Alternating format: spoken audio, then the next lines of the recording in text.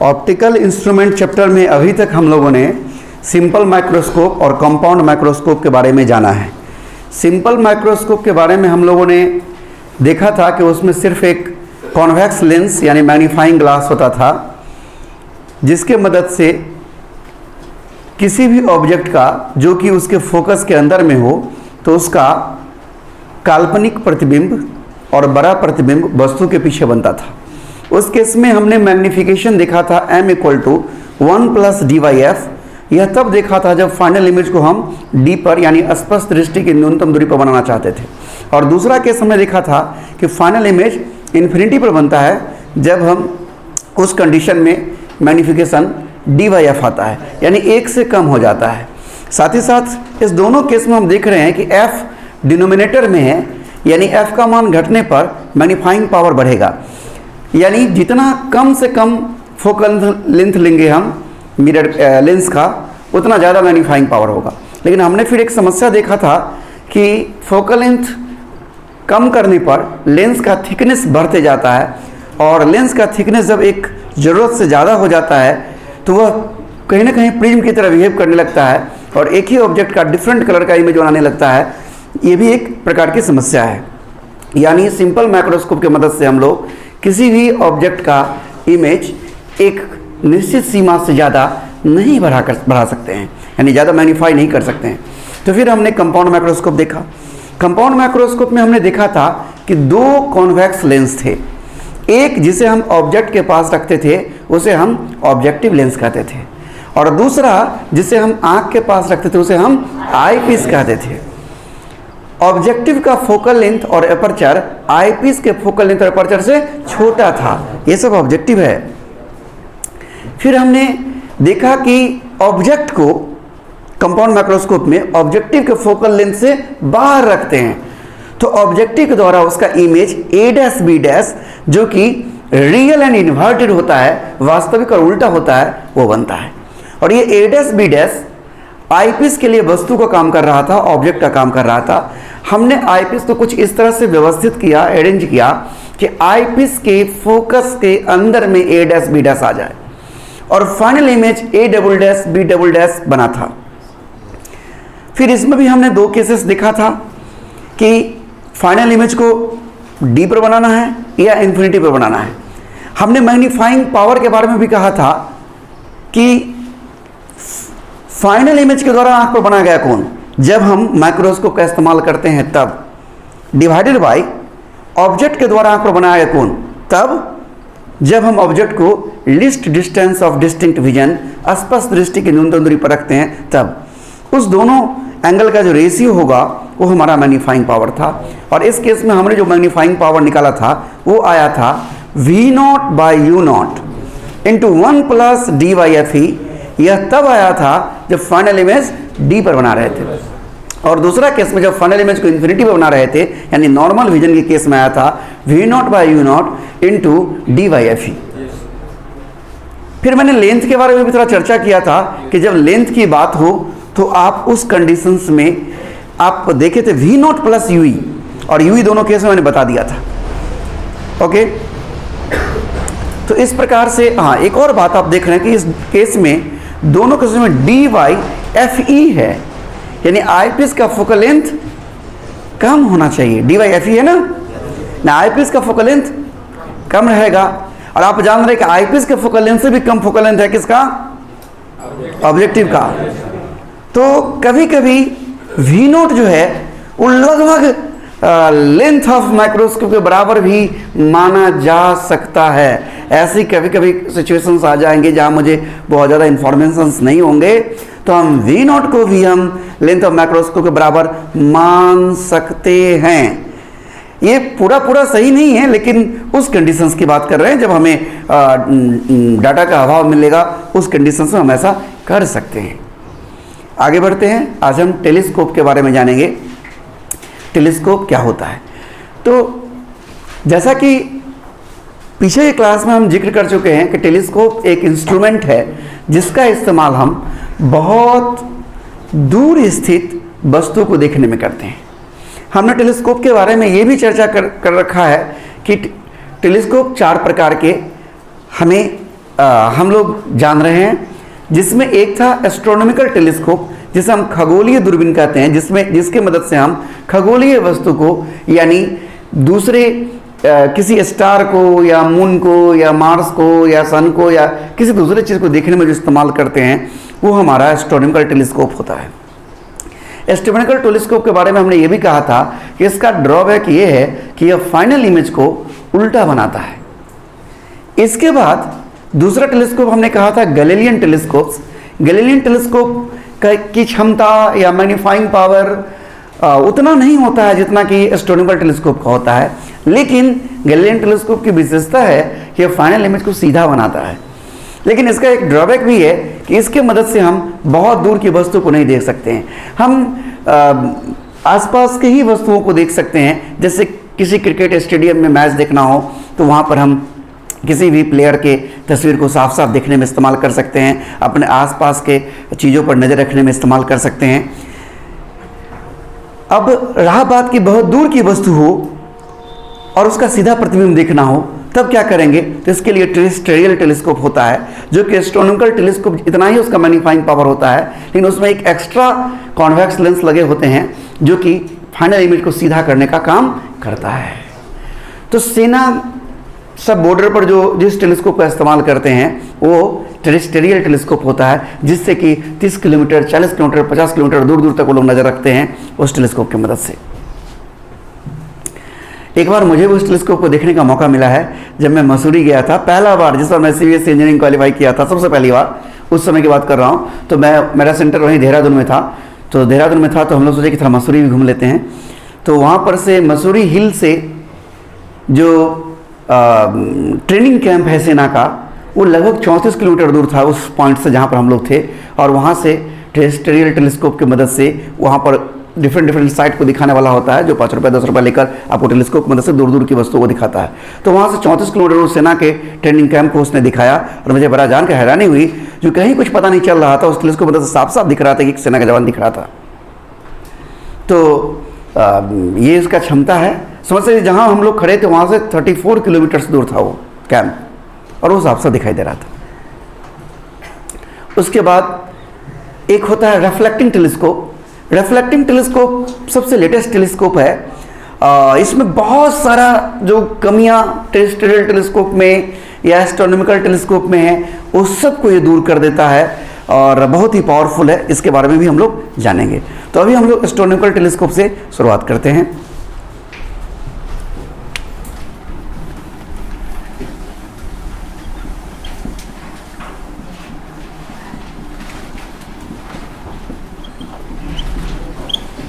Astronomical telescope, खगोलीय दूरबीन।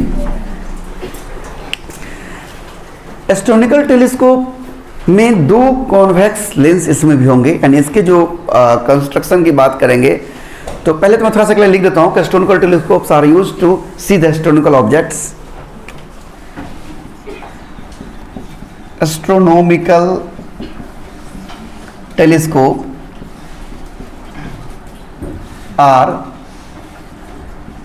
used to see the astronomical objects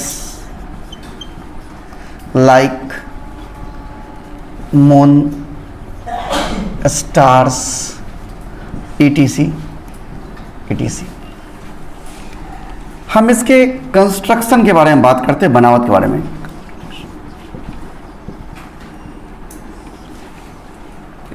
इसमें भी 2 कॉन्वेक्स लेंस होंगे। एक जो ऑब्जेक्ट के नज़दीक होंगे उसे हम ऑब्जेक्टिव कहेंगे, और जो आंख के नज़दीक होगा उसे आईपीस कहेंगे। देखिए बहुत सिमिलर है, मतलब एक जान रहे हैं तो दूसरा में, दूसरा से तीसरा में, सब में मदद मिलेगा। It consist of 2 convex lenses. One is closer to object called objective lens, and other is closer to eye called eyepiece. देखिए आपको बहुत कुछ माइक्रोस्कोप से मैच कर रहा होगा। इसमें क्या होगा, सिंपल माइक्रोस्कोप उल्टा होगा। सिंपल माइक्रोस्कोप में क्या हो रहा था, ऑब्जेक्टिव का फोकल लेंथ और अपर्चर छोटा था, आईपीस का बड़ा था। इसका उल्टा क्या होगा, ऑब्जेक्टिव का फोकल लेंथ और अपर्चर बड़ा होगा और आईपीस का छोटा होगा। The focal length and aperture of eyepiece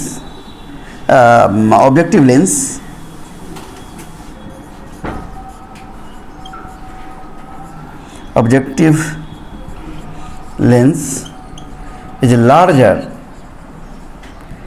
than focal length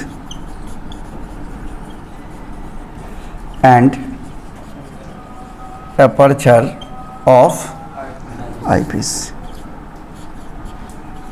ये भी एक क्वेश्चन यहां से उठता है, पूछ देगा आपको कि फोकल लेंथ और एपर्चर ऑब्जेक्टिव लेंस का क्यों बड़ा होता है आईपीस से एस्ट्रोनॉमिकल टेलीस्कोप में। ये भी एक प्रकार का क्वेश्चन है। तो इसका क्या जवाब होगा, मैं भी चित्र बनाता हूं फिर बताता हूं। ध्यान दीजिए, सबसे पहले हम ऑब्जेक्टिव बनाते हैं। बनावट भी कुछ उसी तरह से होगा जैसा कि बनावट आपने किस में देखा था, कंपाउंड माइक्रोस्कोप में देखा था। बनावट में बहुत कुछ समानताएं होगी। और मैंने कई बार कहा है कि फिगर बनाना भी एक हुनर है। आप बहुत सारे बच्चों को देखेंगे वो परेशान हो जाते हैं, उनसे फिगर ही नहीं बनता है। देखिए पहले मैंने एक लेंस बनाया, मैं दूसरे लेंस का चर्चा ही नहीं किया। सामान्य बच्चे क्या करेंगे, पहले दोनों लेंस बना लेगा, तो उसका सारा सिस्टम गड़बड़ हो जाता है। पहले एक ही लेंस हमने बनाया है और हम एक प्रिंसिपल एक्सिस खींच लिया है। तो हम इसका इस्तेमाल कब करेंगे, हमारे मन में पहला सवाल है कि इसका इस्तेमाल, टेलीस्कोप का इस्तेमाल कब करते हैं, जब ऑब्जेक्ट बहुत दूर होता है। तो जब ऑब्जेक्ट बहुत दूर है तो बहुत दूर की स्थित वस्तु से आती हुई प्रकाश की किरणें क्या होती है, समानांतर होती है। पैरेलल रेज और incident from a distinct objects. ये भी एक क्वेश्चन है, क्यों बहुत दूर की वस्तु से आती हुई प्रकाश की किरणें समानांतर होती है। इस क्यों का जवाब हम वेव ऑप्टिक्स से शुरू करेंगे, वहां पर देंगे तो अच्छे से समझ में आएगा। समझ गए। तो यहां पर देखिए, मान लीजिए कोई बहुत दूर वस्तु है, कहीं बहुत दूर है, वहां से प्रकाश किरणें, समानांतर प्रकाश किरणें आ रही है। देखिए कैसे आएगा, एक तो सीधा ऐसे आएगा और एक रे और जो समानांतर आ रहा है, और ये कॉन्वेक्स लेंस, इसका प्रॉपर्टी है कि ये रे ऑफ लाइट को कन्वर्ज करवाएगा, तो ये इसको कन्वर्ज करवाएगा। और यहां पर कहीं उसका इमेज बनेगा। ये वास्तविक और उल्टा इमेज है, ए डैश बी डैश। ए भी कोई ऑब्जेक्ट है, मेरे पास चूंकि जगह नहीं है, आप लोग अपने कॉपी में चाहे थोड़ा आगे जगह दिखा दिया, कहीं भी बहुत दूर कोई ऑब्जेक्ट है, ए बी कहीं भी बहुत दूर है। ये मेरे पास जगह नहीं, थोड़ा मैं और दूर हटा के बनाता, उससे रे आया और वो ए डैश बी डैश में बना। ये कहीं बहुत दूर है। ये हमारा ऑब्जेक्टिव, इसलिए वो लिख देते हैं। ये हमें बन चुका है। अब हमको एक आईपीस लाना है। अब हम आईपीस लाएंगे। आईपीस लाएंगे, ध्यान रखेंगे इसके साइज से छोटा हो, यानी हम कुछ छोटा, जितना नजदीक रखेंगे उतना जल्दी बड़ा इमेज बन जाएगा।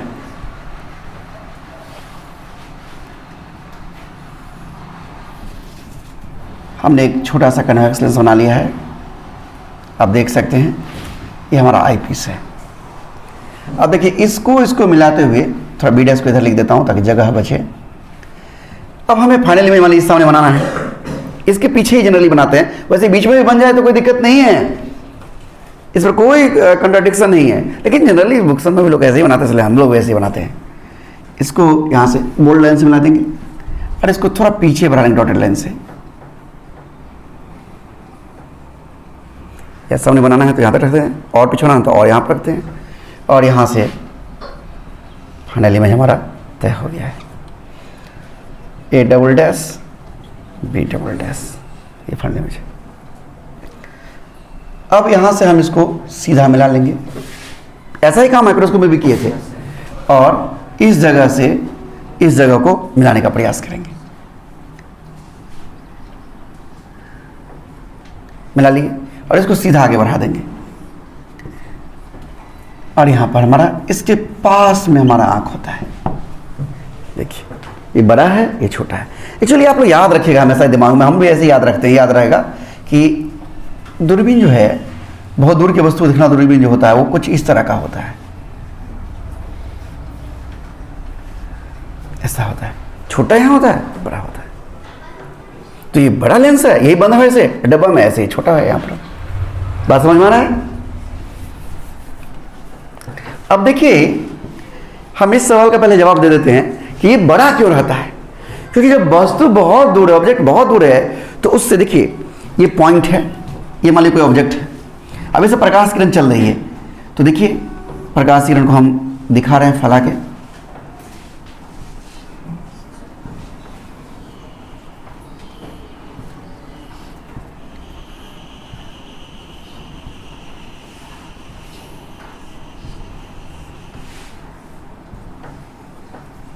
अब देखिए, अगर हमें मान लीजिए हम यहाँ पर लेंस लगाते हैं, तो कितना ये लेंस है, कितना रे कवर किया? 3। और अगर हम यहाँ पर लगाते हैं तो कितना रे कवर किया? 1 ही कवर किया। वही लेंस है ना।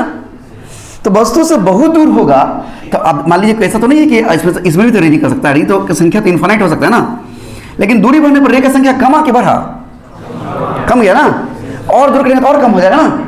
तो जितना बड़ा इसको रखेंगे उतना ज्यादा रे इसमें इंटर करेगा, और ज्यादा रे को एक जगह इकट्ठा करेगा तो ज्यादा चमकीला इमेज बनेगा। नहीं तो ज्यादा चमकीला, ज्यादा साफ इमेज बने, इसके लिए अधिक से अधिक रे ऑफ लाइट को हम गैदर करते हैं, इकट्ठा करते हैं, एक बिंदु पर कॉन्सेंट्रेट करवाते हैं, फोकस्ड करवाते हैं। तो एक बिंदु पर ज्यादा से ज्यादा रे ऑफ लाइट को इकट्ठित करने के लिए, कॉन्सेंट्रेट करवाने के लिए हमें आवश्यकता पड़ती है बड़े एपर्चर का। ज्यादा एपर्चर होगा तो ज्यादा लाइट को एंट्री करने का मौका देगा। ये जवाब है, अगर पूछ देगा तो लिख दीजिएगा ना। बोला सर लिखा देती है क्या रट भाई।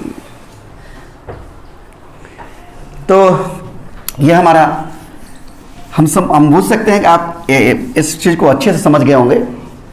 यहां पर मैं थोड़ा सा जवाब भी दे सकता था आपको कि क्यों पैरेलल रे होता है, यहां पर जवाब मिल सकता था आपको।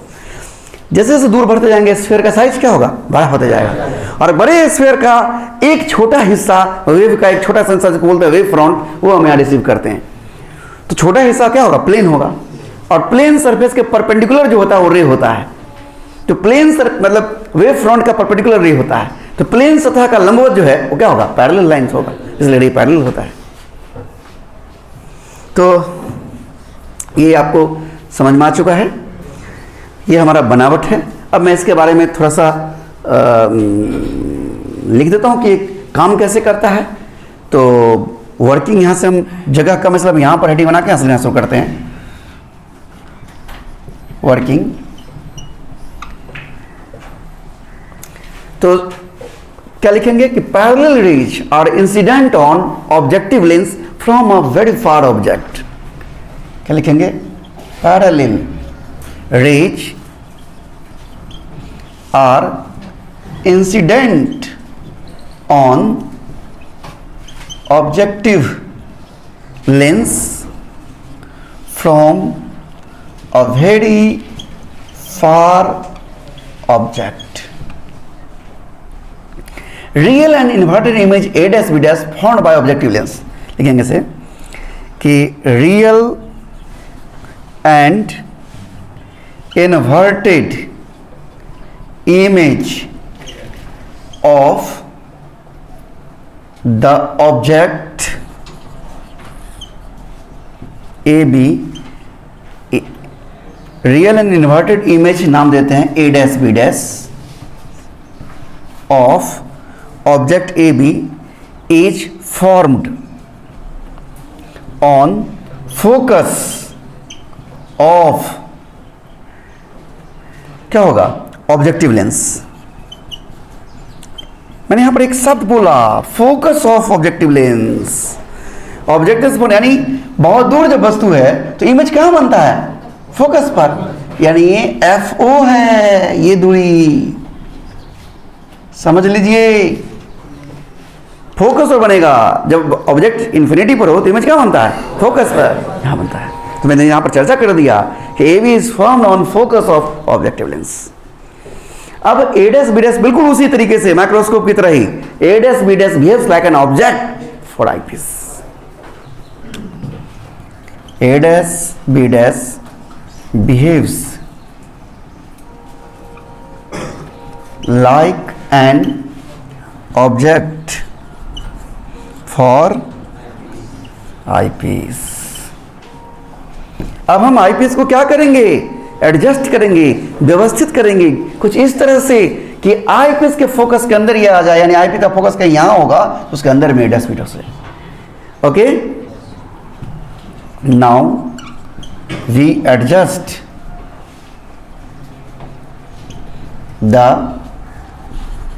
eyepiece so that A' B' lie inside the focus of eyepiece and final image formed, final image A' B' formed behind it, and final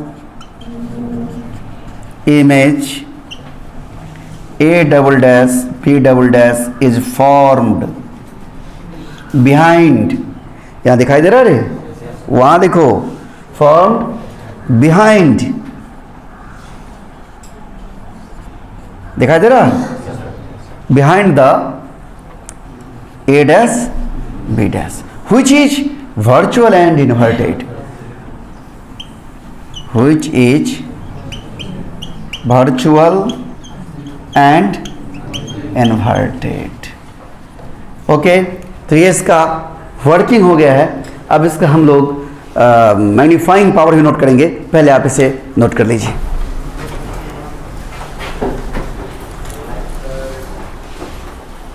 हम लोग मैग्नीफाइंग पावर देखेंगे एस्ट्रोनॉमिकल टेलीस्कोप का।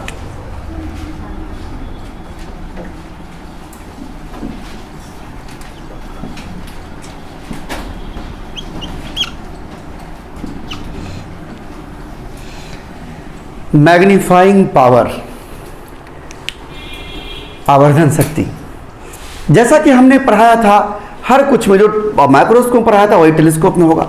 बस एक बेसिक अंतर है कि माइक्रोस्कोप में हम जब किसी सूक्ष्म वस्तु को देख रहे हैं तो हमारे पास होता था, यानी हम उसको 25 सेंटीमीटर की दूरी पर रख पाते थे, लेकिन टेलीस्कोप में हम ऐसा नहीं कर सकते हैं। अगर हम ऐसा कर पाते तो मंगल ग्रह को उठा के यहीं ले आते या 25 सेंटीमीटर रख लेते। क्या ये संभव है? तो यहां पर बस उस लाइन को केवल हटाएंगे, बाकी सारा बात वही रहेगा। यानी हम बोलेंगे इसमें कि फाइनल इमेज के द्वारा आंख पर बनाया गया कोण, जब हम टेलीस्कोप का इस्तेमाल करते हैं, डिवाइडेड बाय ऑब्जेक्ट के द्वारा आंख पर बनाया गया कोण। बस मैंने यहां पर ये नहीं ये लिखना नहीं है मुझे कि ऑब्जेक्ट जब 25 सेंटीमीटर हो, ये नहीं लिखना है, क्योंकि संभव ही नहीं है। बात समझ गया? तो बस यही है। तो मैंने कहा ना कि सब कुछ एक ही है, अलग नहीं है। अभी देखिए, पहले इसका मैं एक बार डिफिनेशन लिख देता हूं। मैं आगे दोबारा फिर कभी नहीं लिखूंगा मैग्नीफाइंग पावर टेलीस्कोप में, हर टेलीस्कोप में यही रहेगा। इट मतलब यहां magnifying power, it is the ratio of angle subtended by final image on eye to angle on eye। यहाँ पर लिख देते कब, जब हम टेलीस्कोप इस्तेमाल कर रहे हैं, when telescope is used, I यहाँ ब्रैकेट में लिख देता हूँ, when telescope is used, divided by angle to angle subtended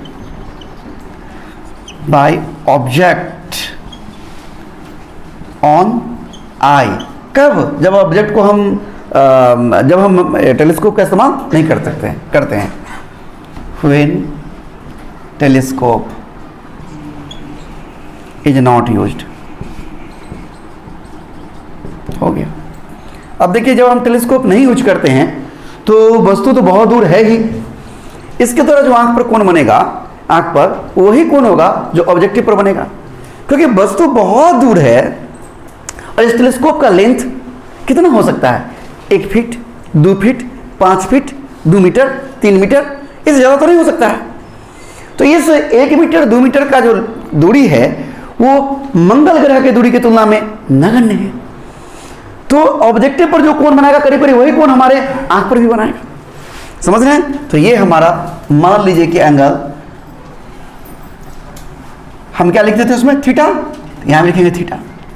theta है ऑब्जेक्ट के द्वारा बनाया कोण ऑब्जेक्टिव लेंस पर अर्थात आंख पर, और फाइनल इमेज के द्वारा बनाया कोण जो आंख पर है वो है अल्फा। यहां लिख देता हूं। थीटा क्या है? थीटा है angle subtended by object on I when, object on I की जगह पर रहेगा object on objective lens which is equal to angle subtended by object on eye, which is equal to object equal to angle subtended by object on eye.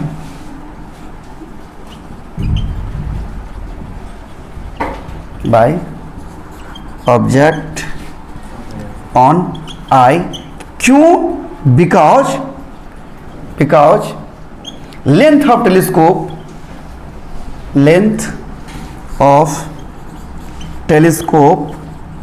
is negligible with respect to object distance.